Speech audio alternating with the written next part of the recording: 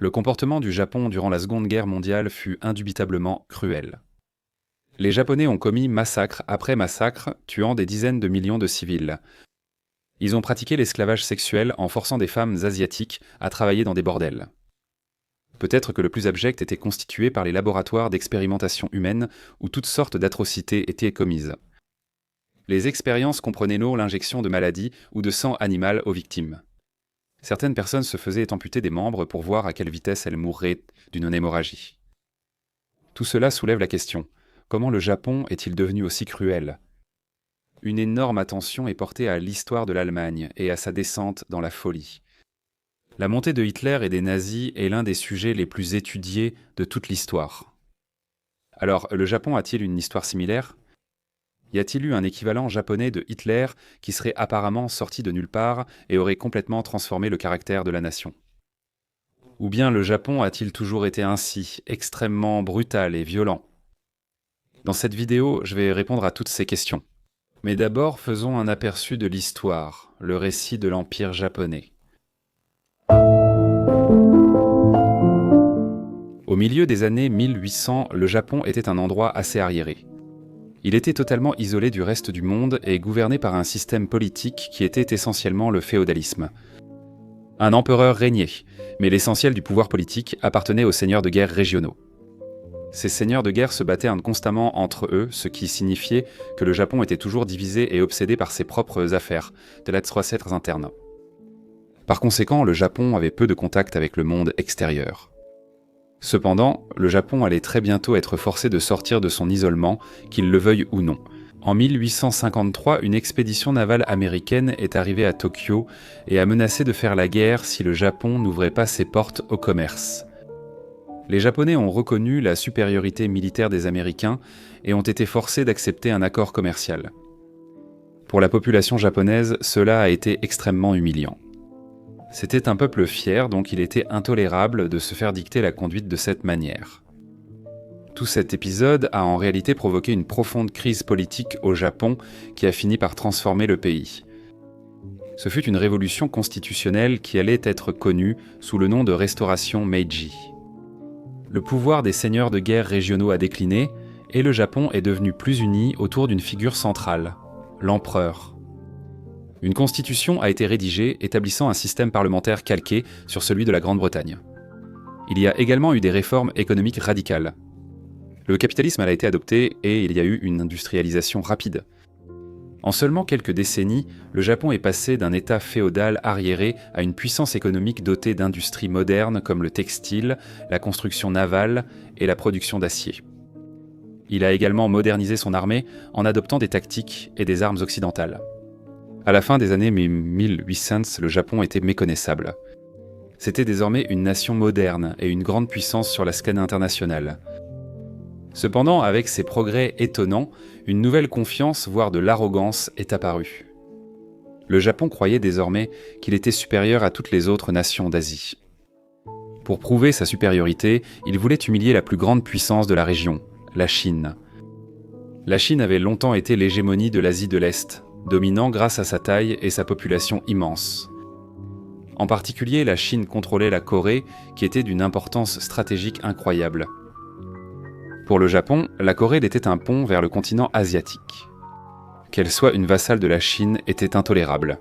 En 1894, la guerre a éclaté et à la surprise générale, le Japon a gagné. L'armée japonaise modernisée a complètement surpassé les Chinois et en moins d'un an, la guerre était terminée. Le traité qui en a découlé a rendu la Corée indépendante de la Chine et a permis au Japon de prendre le contrôle de Taïwan.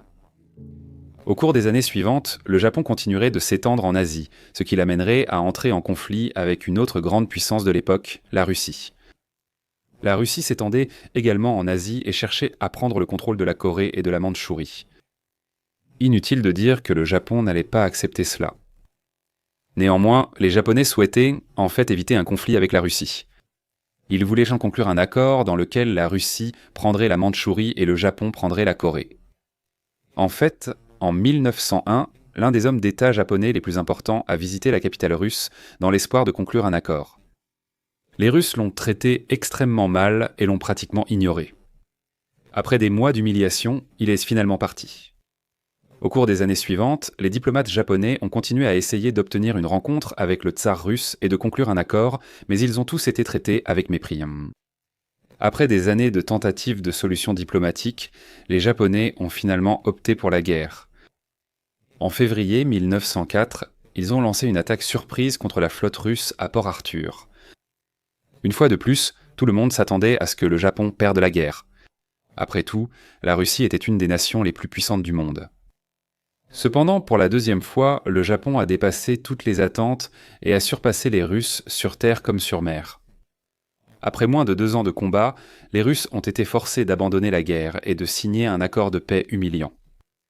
La victoire du Japon fut totale. Ayant vaincu à la fois la Chine et la Russie, le Japon était désormais la puissance dominante en Asie de l'Est et avait les mains libres pour faire tout ce qu'il voulait. En 1910, le Japon a officiellement annexé la Corée. Comme vous pouvez l'imaginer, la transformation du Japon a attiré l'attention des grandes puissances mondiales. La Grande-Bretagne a conclu une alliance qui s'est avérée cruciale pendant la Première Guerre mondiale. L'implication du Japon dans la Première Guerre mondiale est souvent oubliée, mais il a en réalité joué un rôle important en s'emparant des colonies allemandes en Asie. Ainsi, à la fin de la guerre, le Japon a obtenu de nouveaux territoires. Cependant, le petit territoire obtenu par les Japonais a provoqué du ressentiment. Dans les années qui suivirent, le ressentiment du Japon envers l'Occident s'intensifia. En fait, en 1921, un premier ministre pro-occidental a même été assassiné. Ce fut le début d'une longue période d'instabilité politique au Japon. Au cours des 2 décennies suivantes, 20 gouvernements se sont succédés, la plupart durant moins d'1 an. Peu à peu, la politique a été de plus en plus dominée par des extrémistes et des militaristes qui voulaient pas que davantage d'expansion en Asie. En 1931, ils ont obtenu ce qu'ils voulaient lorsque le Japon a envahi la Mandchourie, un territoire riche en ressources au nord-est de la Chine. Le Japon y avait des troupes depuis 1905. Cependant, depuis lors, un groupe de généraux avait pris le contrôle total de l'armée et agissait essentiellement de manière indépendante. Ces généraux, totalement sans autorisation de Tokyo, ont en fait décidé d'annexer toute la région. Le gouvernement à Tokyo a bien essayé de les arrêter, mais cela a conduit à l'assassinat d'un autre Premier ministre en 1932. À ce moment-là, il était évident que l'armée, et non les politiciens, détenait le vrai pouvoir au Japon. Dès lors, la politique japonaise est devenue de plus en plus radicale. Face à la condamnation internationale, le Japon a choisi l'isolement et a quitté la Société des Nations. En 1936, il s'est allié à l'Allemagne nazie et l'année suivante, il a lancé une invasion totale de la Chine. Le Japon a rapidement conquis une grande partie du territoire chinois, en particulier la côte et les principales villes. L'invasion de la Chine a été le point de non-retour pour le Japon. Cela a scellé sa descente dans le mal. Je reviendrai plus tard sur l'ampleur totale des atrocités japonaises, mais pour l'instant, je dirais simplement qu'elles étaient vraiment diaboliques, absolument comparables à celles d'Ispan. Dont il est très nazi. Le grand tournant de la guerre est survenu après 4 ans, en 1941. Essentiellement, les Japonais ont tenté de dominer toute l'Asie et le Pacifique. Tout a commencé par une attaque surprise contre la marine américaine à Pearl Harbor, provoquant l'entrée en guerre des États-Unis. Par la suite, ils ont envahi une grande partie de l'Asie, notamment la Malaisie, les Philippines, la Thaïlande et l'Indonésie. Ces territoires n'ont pas pu résister et très rapidement, le Japon a régné sur un immense empire et environ 400 millions de personnes. Cependant, dans les années qui suivirent, les Japonais perdirent progressivement la guerre contre l'Amérique. Les Américains ont adopté une politique de saut d'île en île, se rapprochant progressivement du Japon en capturant des îles stratégiques. En 1945, les États-Unis avaient pratiquement gagné la guerre, mais il n'était pas évident de savoir comment amener le Japon à se rendre. Face à la perspective d'une invasion coûteuse du Japon continental, les États-Unis ont choisi d'utiliser une nouvelle arme dévastatrice. En août 1945, ils ont largué des bombes nucléaires sur 2 villes japonaises, forçant le Japon à se rendre. Avec cela, le Japon a dû abandonner son empire et se retirer de ses colonies. Au total, son incursion en Asie avait coûté la vie à environ 30 millions de personnes. Voilà donc ce qui s'est passé, l'ascension et la chute de l'empire japonais. Maintenant, cette vidéo porte sur les raisons pour lesquelles le Japon s'est comporté de manière aussi horrible pendant la guerre, donc je pense qu'il vaut la peine de passer en revue certaines des choses qu'ils ont réellement faites. Il existe de nombreux exemples de la cruauté des Japonais, dont beaucoup sont peu connus. Un exemple était leurs horribles laboratoires d'expérimentation humaine. Le plus célèbre était l'unité 731, où environ 300 000 personnes sont mortes. Les expériences comprenaient en réalité l'injection de maladies ou de sang animal, la déshydratation délibérée ou des opérations sans anesthésie. Des membres étaient amputés pour voir à quelle vitesse la victime mourrait d'une perte de sang. Certains prisonniers se faisaient retirer l'estomac par chirurgie et leur œsophage était rattaché à leur intestin. Les victimes comprenaient entre des enfants et même des bébés. Des lance-flammes ont été testées sur des personnes vivantes, les victimes étant attachées à des poteaux et brûlées vives. Dans d'autres expériences, les victimes étaient placées au camp dans des chambres à basse pression jusqu'à ce que leurs yeux sortent de leurs orbites. Un autre exemple de la cruauté japonaise était la politique des trois tout. Les trois tout faisaient référence à tuer tout, brûler tout et piller tout. Essentiellement, comme ils trouvaient impossible de distinguer les civils des soldats, la solution des Japonais était de tuer tous les Chinois qu'ils trouvaient. Même s'ils étaient clairement des civils, ils devaient mourir. Le Japon a également commis des massacres horribles, l'un des plus célèbres étant le massacre de Nankin, l'un des pires crimes de guerre du siècle. En l'espace de 6 semaines, environ 200 000 civils ont été assassinés, souvent de la manière la plus sadique qui soit. Des bébés étaient jetés en l'air et empalés sur les baïonnettes des fusils japonais. Dans une histoire tristement célèbre, 2 soldats japonais ont organisé un concours pour voir qui serait le premier à tuer 100 personnes.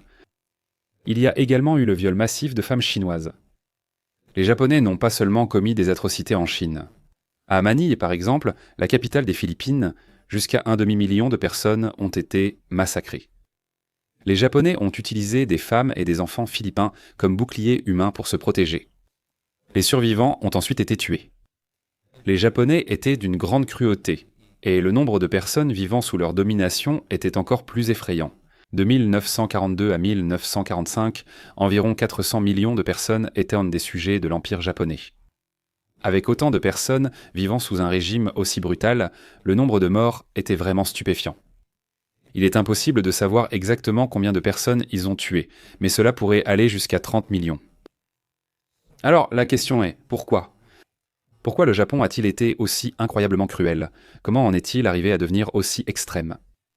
L'une des premières questions à aborder est de savoir si le comportement terrible du Japon trouve ses racines loin dans l'histoire japonaise ou s'il s'agit plutôt d'un phénomène à court terme. Autrement dit, si la Seconde Guerre mondiale s'était déroulée 20 ou 30 ans plus tôt, le Japon aurait-il agi de façon aussi atroce ? Je pense que, comme c'est souvent le cas, c'est un mélange à la fois de causes à long terme et à court terme. D'abord parlons des causes à long terme. Je pense que les actions du Japon étaient certainement en partie dues à des croyances et des valeurs profondément ancrées qui faisaient partie de la culture japonaise depuis des siècles. Un bon exemple est la glorification des guerriers, en particulier les samouraïs. Les samouraïs étaient à la fois une classe de guerriers d'élite et les nobles dirigeants du Japon. Au cœur de la tradition des samouraïs se trouvait un code moral strict appelé Bushido. Le Bushido mettait l'accent sur des vertus telles que la loyauté, le courage, l'honneur et la volonté de mourir pour sa cause. Bien que ces valeurs puissent être nobles, au Japon, elles ont favorisé une culture où la violence était glorifiée. Dans les années 1900, les samouraïs n'existaient non plus, mais il restait encore des vestiges du système de valeurs traditionnelles des guerriers. Ces idées ont été en profond conflit avec certaines des nouvelles idées libérales que le Japon adoptait de l'Occident. Par exemple, l'idée du Bushido de l'autosacrifice pour l'empereur entrait en conflit avec l'idéal occidental du citoyen libre dans une société démocratique. Bien sûr, les nouvelles idées libérales étaient les bienvenues tant que le Japon prospérait. Cependant, pendant la difficile période de l'entre-deux-guerres, la société japonaise est retournée à ses traditions passées, chargées de fausses notions de grandeur et de la glorification de la violence. Une autre idée traditionnelle japonaise importante était que l'empereur était plus qu'un simple humain, il était une figure divine. Cette notion était ancrée dans la religion traditionnelle japonaise, le shintoïsme. On croyait que l'empereur était un descendant direct de la déesse du soleil, Amaterasu. Cette lignée divine conférait à l'empereur un immense pouvoir symbolique. Son statut divin était devenu une pierre angulaire de l'idéologie nationale et, au début des années 1900, il a été utilisé par les dirigeants du Japon pour justifier l'agression militaire. L'annexion de la Corée et de la Mandchourie, ainsi que l'invasion de la Chine, ont toutes été présentées comme l'accomplissement d'une mission sacrée. C'était en quelque sorte une guerre sainte, presque une croisade, et surtout, tous les moyens étaient impermis. À certains égards, l'attitude du Japon envers la guerre et la brutalité était ce qu'elle était, parce que c'était en fait simplement typique de l'Asie en général.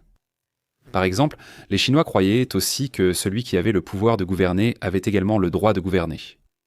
En Chine, il existait la notion du mandat céleste, selon laquelle tout homme pouvait prétendre être le dirigeant légitime s'il parvenait à vaincre le dirigeant en place.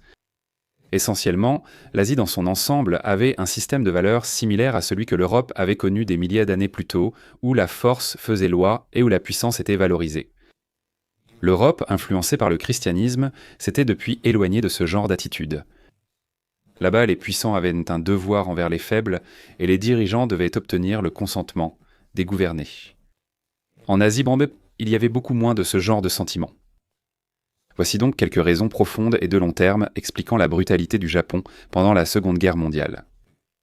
Cependant, nous pouvons en fait être sûrs qu'elles n'expliquent pas tout. C'est parce que le Japon ne s'était pas toujours comporté aussi mal en temps de guerre. En fait, à peine 3 décennies plus tôt, pendant la guerre russo-japonaise, le Japon ne s'était pas du tout comporté avec une telle brutalité. Un journaliste occidental a même écrit sur la façon dont les prisonniers de guerre russes étaient bien traités par les Japonais. Il a écrit « La chevalerie dont ont fait preuve les Japonais envers un ennemi vaincu a été démontrée à d'innombrables reprises depuis la traversée mémorable du Yalu.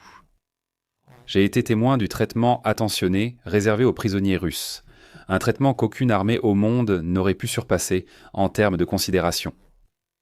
De même, pendant la Première Guerre mondiale, les prisonniers de guerre allemands ont été très bien traités. Apparemment, ils jouaient des matchs de football, non seulement entre eux, mais aussi contre des équipes de clubs locaux. Ils étaient autorisés à faire des excursions hebdomadaires et à organiser des représentations théâtrales. Le contraste entre cette armée japonaise civilisée et celle de la Seconde Guerre mondiale est stupéfiant. Alors, la question est, qu'est-ce qui a changé entre-temps pour provoquer une différence de comportement aussi énorme ? Je pense qu'un résumé très rapide pourrait ressembler à ceci. Tout d'abord, il y avait une énorme rancœur anti-occidentale, causée par les humiliations répétées subies par le Japon. Cette rancœur a déstabilisé la politique, ce qui a permis à l'armée de prendre beaucoup trop de pouvoir.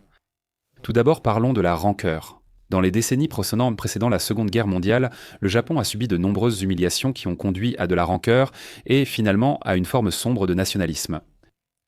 La première humiliation fut la manière dont le Japon a été contraint sous la menace de s'ouvrir au commerce international.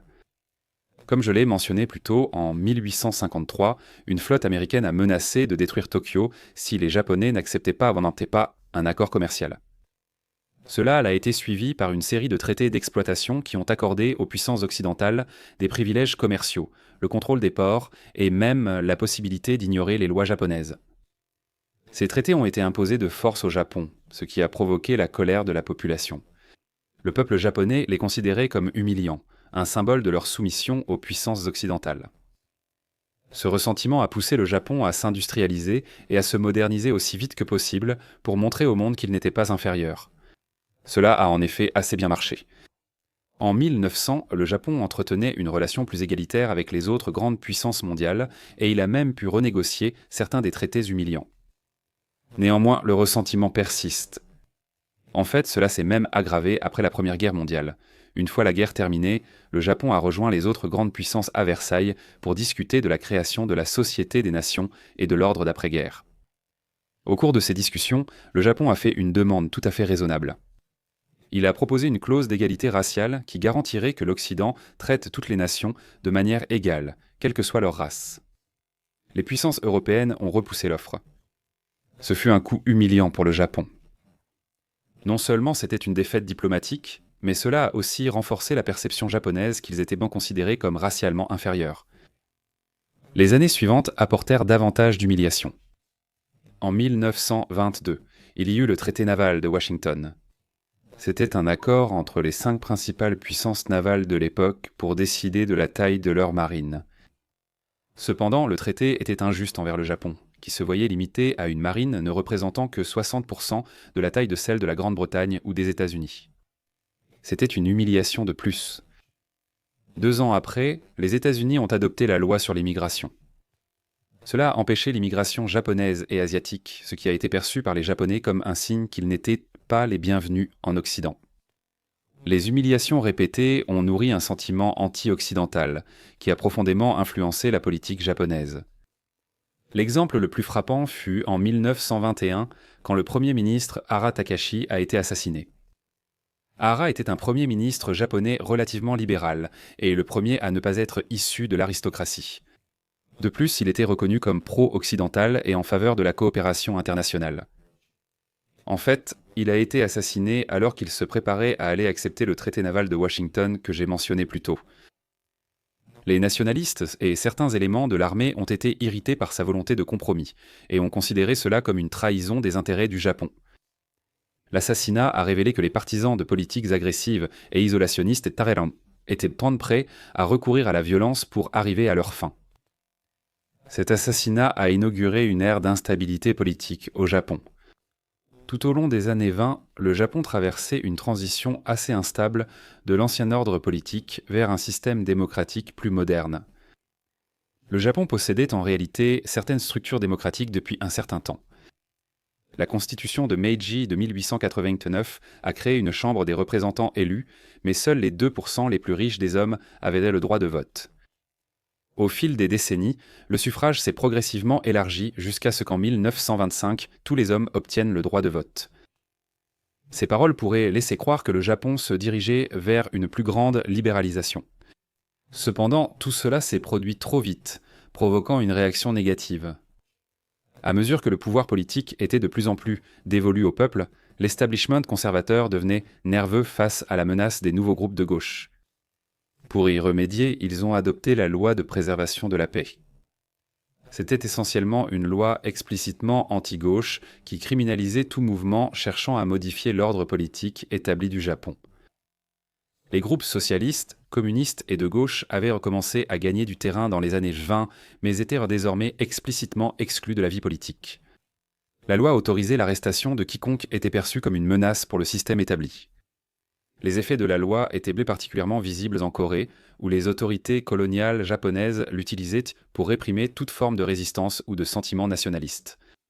Les militants coréens prônant l'indépendance étaient arrêtés, emprisonnés ou même exécutés. Ensemble, l'introduction du suffrage universel masculin et la loi de préservation de la paix ont créé un environnement politique qui penchait de plus en plus vers la droite. Bien que davantage de personnes puissent désormais voter, la gamme d'options politiques qui leur étaient offertes avait été sévèrement restreinte. Les partis nationalistes et conservateurs, qui favorisaient un État autoritaire fort, ont commencé à dominer la politique. Les mouvements libéraux prônant la réforme sociale ont été marginalisés. La politique s'est aussi radicalisée à cause des difficultés économiques. Cela a débuté en 1927 suite à une vague de faillites bancaires. Les banques avaient accumulé d'importantes dettes, entraînant par la suite des ruées bancaires. Le gouvernement a essayé de résoudre la crise par des mesures économiques sévères, entraînant une hausse du chômage et de la pauvreté. Puis la situation s'est encore aggravée avec le krach financier mondial de 1929 et la Grande Dépression qui a suivi. Le Japon a été fortement touché par la dépression. En seulement 2 ans, la production économique a chuté de 18%. C'était pire qu'en Grande-Bretagne, aux États-Unis, en France ou même en Allemagne. Les effets sur la population ont été catastrophiques. Tout comme ce qui s'est passé en Allemagne, les partis politiques des traditionnels ont été discrédités et la politique est devenue plus extrême. Maintenant, tout ce dont j'ai parlé jusqu'à présent, le ressentiment, l'instabilité politique, la marginalisation de la gauche, ce sont tous des éléments importants pour expliquer pourquoi le Japon est devenu si extrême pendant la Seconde Guerre mondiale. Cependant, je crois que leur rôle est essentiellement de préparer le terrain pour la raison primordiale. C'est que le Japon a été en gros pris en main par l'armée. En fait, au milieu des années 1930, le Japon était essentiellement une dictature militaire, et les généraux ne prêtaient plus aucune attention au gouvernement civil à Tokyo. Avec ce pouvoir, l'armée est devenue incontrôlable. Elle est devenue incontrôlable et a commencé à faire tout ce qu'elle voulait. Le point culminant serait les atrocités qu'elle a commises durant la Seconde Guerre mondiale. La première étape de ce processus est venue de l'implication du Japon en Mandchourie, dans le nord-est de la Chine. Depuis la guerre avec la Russie, le Japon avait de l'influence en Mandchourie, y compris une petite présence militaire. En fait, ils avaient même aidé le dirigeant de la Mandchourie, Zhang Zuolin, à prendre le pouvoir. Tout au long des années 20, Zhang Zuolin et les Japonais ont coopéré et entretenu une relation mutuellement bénéfique. Zhang a permis au Japon d'exploiter d'importantes infrastructures, comme les chemins de fer et les mines de charbon. Cependant, à la fin des années 20, les relations ont commencé à se refroidir. Avec le temps, Zhang s'est rapproché des nationalistes chinois et a tenté de réduire l'influence japonaise en Mandchourie. Cela a créé des frictions avec les forces militaires japonaises sur place, qui ont commencé à voir Zhang comme une menace pour leurs intérêts. Les forces japonaises, en Mandchourie, souhaitaient une implication et une occupation totale du Japon dans la région. Cependant, le gouvernement japonais à Tokyo n'était pas d'accord avec l'armée sur ce point. Il craignait qu'une implication plus grande ne soit coûteuse et ne provoque le chaos. Ce désaccord fut le début d'une lutte de pouvoir qui dura des années entre le gouvernement et l'armée. Frustrés à la fois par Tokyo et par leurs partenaires seigneurs de guerre mandchous, les forces japonaises en Mandchourie ont élaboré un plan impitoyable et cynique pour obtenir ce qu'elles voulaient entre eux.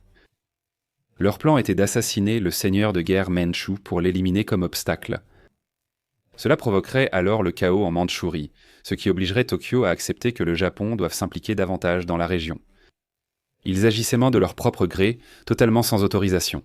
En juin 1928, l'assassinat a eu lieu. L'un des soldats japonais en Mandchourie a posé une bombe sur un pont, qui a ensuite explosé au passage du train de Jiang Zulin.